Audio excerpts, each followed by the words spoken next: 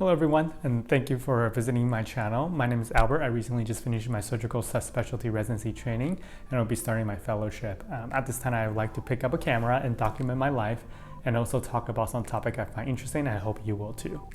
For my first video, I would like to talk about my move to DC. There are three things in particular that I want to talk about. First, it's about the pricing of a one-bedroom apartment in DC. Two, some of the challenges that I encountered when renting an apartment during COVID time.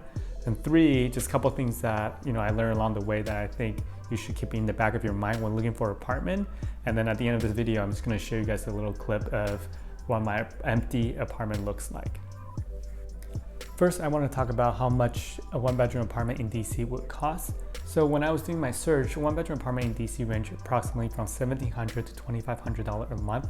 Of course, that would vary from the different type of amenity you want, how new the building you want, if you, what neighborhood you want to live in.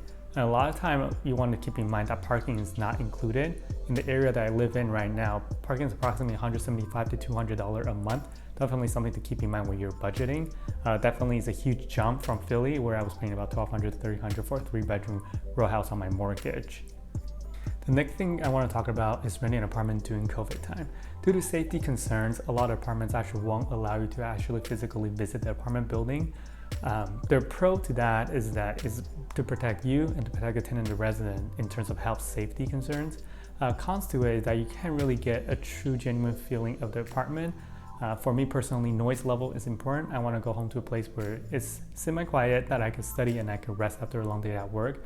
You can't really get that really good idea from a virtual tour. And then secondly, I think when you move into a place, you just get the general vibe of how the building feels and how the neighbor feels. A way to kind of go around doing that is, one, you can ask a leasing agent, and two, you can ask if they can provide you some resident that live here that you can contact and get a little bit more honest feedback and opinion. My apartment actually offers a 30-day guarantee that if you don't like the apartment within 30 days that you live here because of COVID, you can't physically visit the apartment building. They allow you to break the contract with no penalty. A couple of apartments that I visit have this in there. So just make sure that if you are one of those people who cannot visit an apartment due to COVID, see if you can ask the apartment if they can either put this clause in or if this already exists and this is something that you can take advantage of. The last thing I want to talk about is some of the things that you should be on the lookout for when you're renting an apartment in a big city like DC.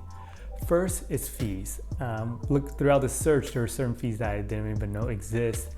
For example, amenity fees, especially if you live in a nice building with a fitness center, rooftop pool, rooftop lounge. These things are all going to be costing a little bit extra. So my apartment building actually charge a one-time amenity fee of $500. Fortunately, they're waiving that because of COVID. People can't really use amenities. So let's see if they'll charge me after COVID is over. Secondly is pet fees. If you have a pet, a lot of apartments around this neighborhood charge a $500 or more one-time non-refundable deposit.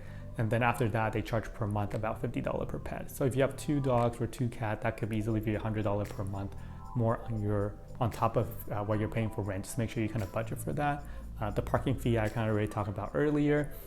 Some places have miscellaneous fees. I actually saw a lot of review of people that kind of get angry from getting charged for miscellaneous fees. Just make sure you ask the leasing agent and look at your contract kind of in detail. Usually they're required by law to list it. So this way you're not surprised when your first bill comes.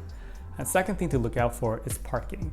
I think a lot of time people have a car, especially in a city like DC. You want to see if it's indoor parking, outdoor parking, attached or detached garage. This is important, especially in the colder months. But this usually is not really a problem because you can visit the apartment. Because of COVID, it's virtual. A lot of time they don't show you the garage, so it's kind of good to ask. Within parking, I think one thing you kind of want to think about is guest parking. For me, that's something that I didn't really think about, and after signing the lease, I thought about it and asked. And my apartment building do offer guest parking, but they do charge at a higher rate. So when I do have friends visiting, I actually have to kind of try to find an alternative for them, so a little bit cheaper. And lastly, promotions. Make sure you're on the lookout for that. A lot of leasing agents are not super upfront about the upcoming promotion because they want you to sign the lease now. For my building, for example, a couple of weeks after I signed the contract, a new promotion came up and people actually save a lot more money. But that's something that you can't predict, and they might know. So it's sometimes good to just ask them like, hey, is there any promotion that's coming up? Something that I should be aware of. And the agent usually, if you ask, they usually are pretty honest with you about it.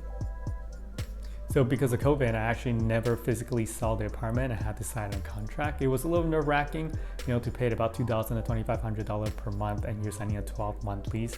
That's about a card, pretty much a card that you're signing away. So I filmed it when I first visited this apartment. I went out during moving day, and I'm bringing you guys along with me, and I hope you guys like this video. First time seeing the apartment, excited. Honestly, I'm not used to this electric key fob. I actually had to try a couple times before I get it to open. I edit those other tries out. So when you first walk in, I love how bright the apartment is.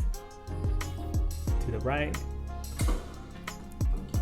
it's a in-unit washer and dryer. To me, that's actually one of my checklists. I just kind of have to hate having to do laundry outside. And I was actually very surprised by how big this coat closet is. Next, let's move on to the bathroom. Hello, that's me. All right, so it's a bright, big, actually decent sized bathroom, pretty clean. I'll be the first person living here, so that'll be pretty cool. A good amount of storage, standard fridge with a dishwasher, microwave and oven. The room is actually a little bit smaller, but I think I have some idea to make it work. In the living room, wow, I actually live on the 11th floor. As I said previously, noise is pretty important to me, but this view, I think I can get used to it. Well, that's my apartment. I have been living here for 3 weeks. I'm slowly furnishing my apartment. Once it's completely furnished, I'll definitely take you guys on a furnished apartment tour. If you like this video, please make sure to subscribe, hit the like button, and I will see you on the next video.